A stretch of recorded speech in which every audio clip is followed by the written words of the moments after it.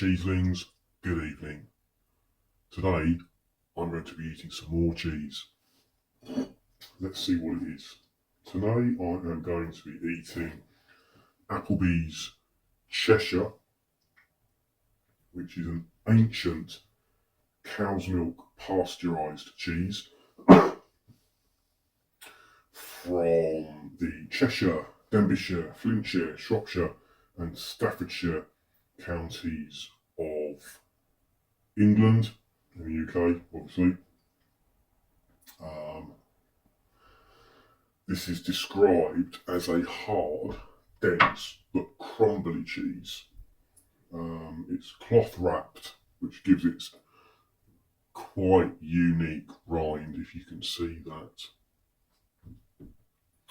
Kind of looks like pavement, I suppose. Oh, makes a bit of a thump when you put it down as well. It's orange in flavour, coloured these days anyway with annatto. It's full flavoured, mild, milky and tangy, and described as being aromatic. It's made by Applebys cheeses or creamery or whatever, I suppose. Apparently this cheese has been made since Roman times, and I believe this is the oldest cheese, oldest recorded cheese in the UK. It's mentioned in the Domesday Book, which was written in the 11th century, 1215, is that right? So it's a very old cheese.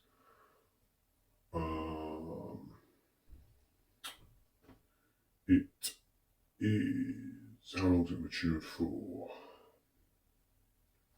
Can't see how long it's matured for, but it's got to be a very long time. I'll try and find that out for later on in the video notes. Right, well, let's have a look at cheese. We've already seen it a little bit up close. It is orangey in colour. It's a kind of similar to red Leicester in colour, perhaps not quite as strikingly orange. You can see there is. You can see the paste is clearly very different from the outer. The rind is quite distinctive. It's sort of a white, almost, I want to say it feels powdery, but no powder's coming off. It's got that sort of powdery texture to it, quite creasy and wrinkly a little bit from the cloth binding. Just inside the cheese, it's very dark, very dark. There's a dark layer where the cream line would normally be. I guess that's just part of the maturing process. And then throughout the rest of the cheese, probably showing you the wrong side actually, maybe not. Throughout the rest of the cheese, the paste is fairly consistent, consistently uneven. It is very, very dense, very hard, but it just crumbles very, very easily as well. This was delivered to me sliced. There was surface moulding, blue moulding, just on both sides actually, which I've had to scrape off. That's just a product of the packaging really. It's nothing to do with the cheese. I've done my best to scrape it off. There's another bit there. And I've been taking slices off this edge, which you can see right here. Let's give the cheese a try then. I mean look, it's just snaps, it crumbles. Let's give it a go.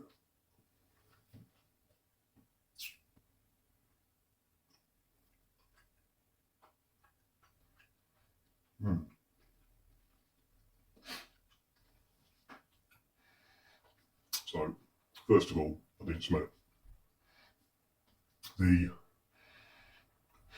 rind has a very faint whiff. It's not a strong cheese. You have to put it quite close to your nose to get any sort of aroma. It smells of caves, you know, like a dank kind of earthy, cavey waft. It's not unpleasant. The cheese itself Again, the same sort of aroma, but very, very, very faint. You can barely smell it at all. Taste is, it is mild. Cheddary.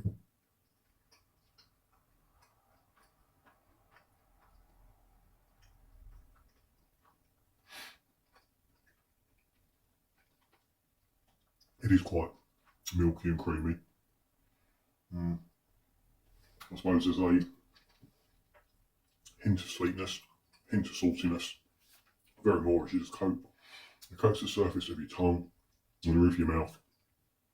That certainly makes me want to have some more. I'll try a bit with a rind, see what that's like.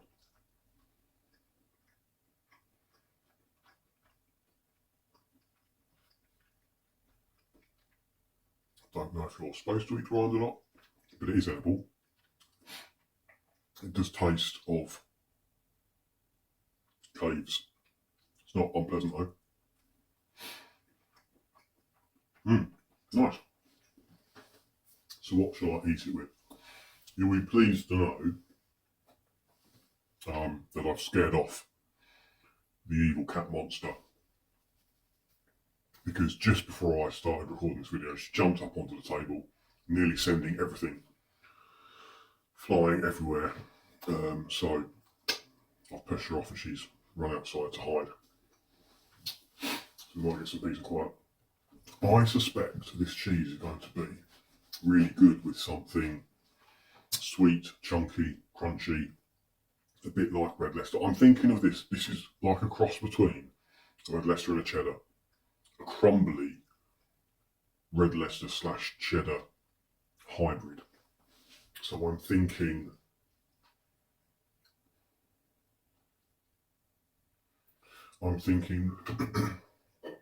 stag water biscuits, because they've got that nice soft, crumbly kind of texture to them. I'm also thinking of these, the Marks and Spencer's rye and wheat crackers, because again they're less of a crack, more of a crumbly kind of snap to them. I've got Mrs. Darlington's ale chutney. I think that's... No, I haven't. I've got some unnamed chutney, I'm not sure what... I think it might be Mrs. Bridges' date and fig chutney, actually. I'll give that a go. I've got some honey, that'll be interesting. I've got some sweet, some, a little bit left in the bottom there. I've got some chilli relish, and I've got some cranberry sauce. I've got some sliced apples, some sliced pears, some pressed apples, some dried apricot, and some dried fig as well. I'm really tempted just to have one more bit, just as it is, but I'm going to try and fight that urge. Right, let's have a bit on the water biscuit with some of this chutney. Nice dollop. I can see this being really good with something a bit crunchy, a bit bitey, a bit sweet.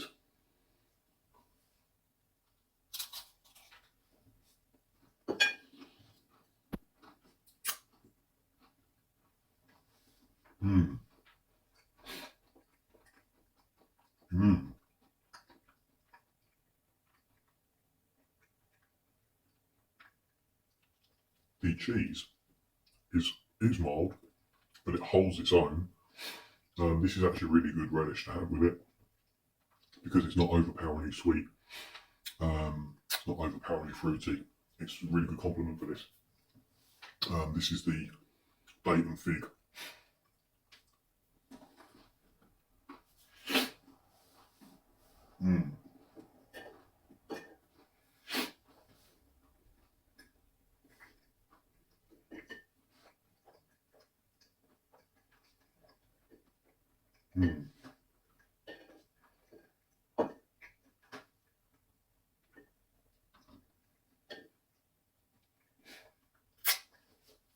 And as I suspected, this water biscuit is perfect perfect in texture for this cheese because of its crumbly nature. It's rosemary flavoured water biscuit, and it doesn't overpower the cheese at all. It's a really, really nice complement to it. Let's just try the rye and wheat crackers.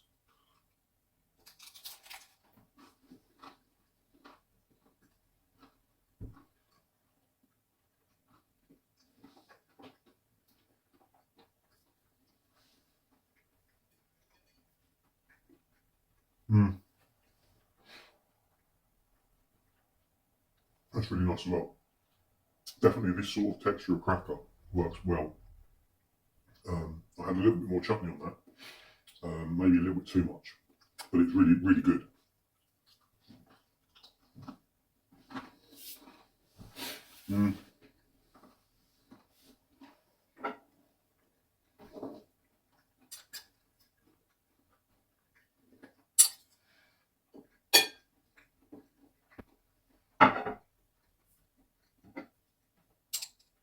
So let's try. Oops. Oh no, that's going to be interesting. Should have wiped the knife. Oh well, I might have just invented a new relish. So this is Tesco's chili relish on Stag's water biscuit.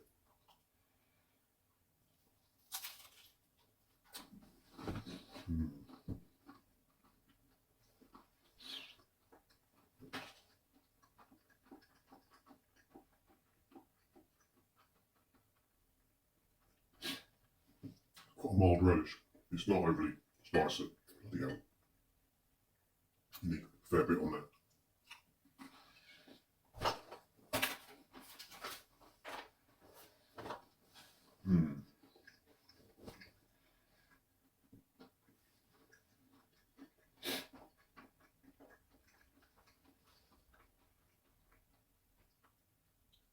It's nice. Yeah, it's good. I like that.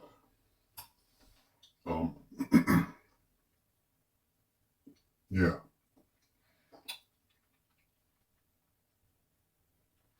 Try this.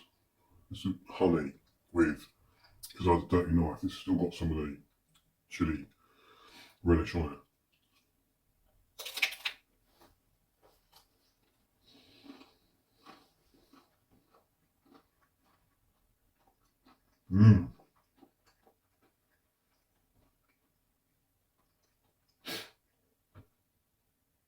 Yeah.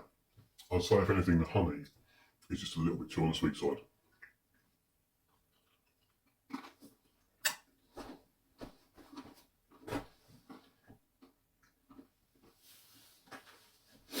Okay.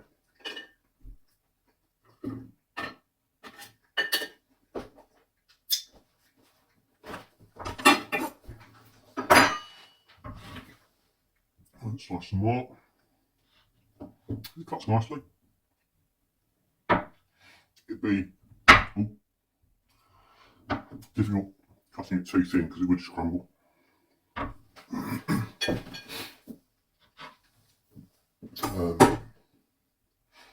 try a bit on a normal water biscuit, cold water biscuit. Just because it's got more of a crack. I'll travel with it. And the sauce. I mean, this cheese is perfect picnic fodder. It'll probably go well in a sandwich. But actually, I really like it on the softer biscuits. Here we go, just with a bit of cranberry sauce.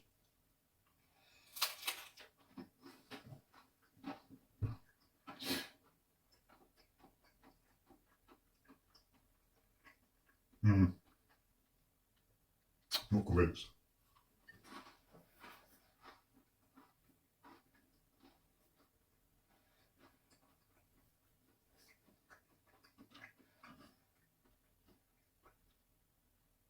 The cranberry is very sweet. Nothing wrong with the water biscuit actually, because they're so thin. They actually don't snap. You can't look, the cheese hides it, snap. Let's try one of these though, this is going to be interesting. There's a bit of blue in there still. Pick that out.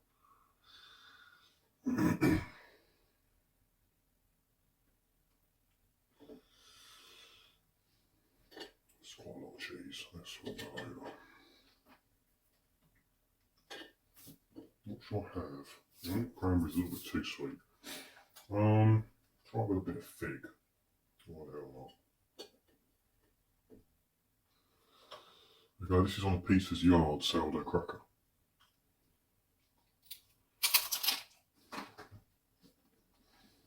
No.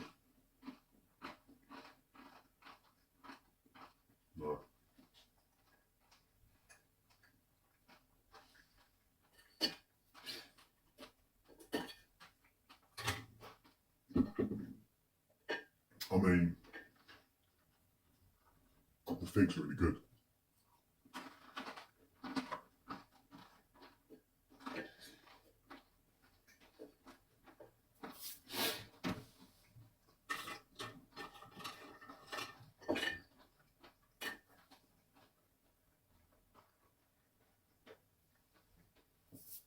What that is.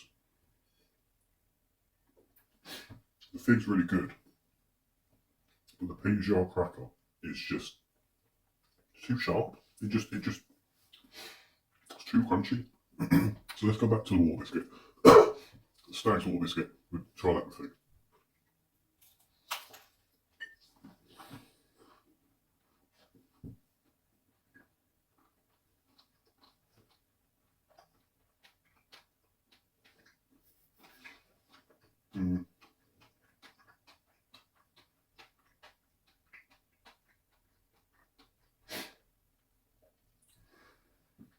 Yeah, fig works okay. It's not the best, but it works okay.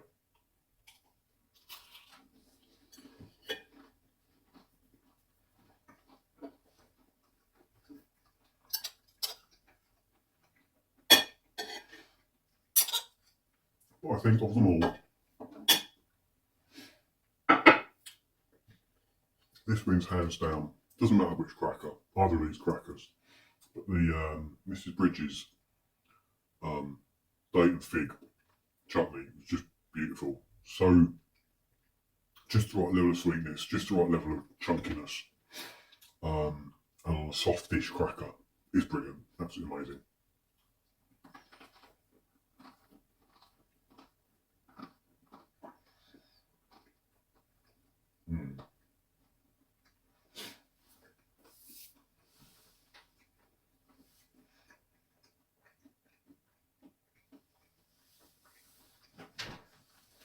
So there we go. I'm going to finish this bit in a minute. Thanks for watching. Really, really love the cheese. Very moreish, very tasty. Yeah, really, really good in a picnic or a Ploughman's or something. Or just on a cheese board like this with something chunky and sweet. Yum, yum, yum.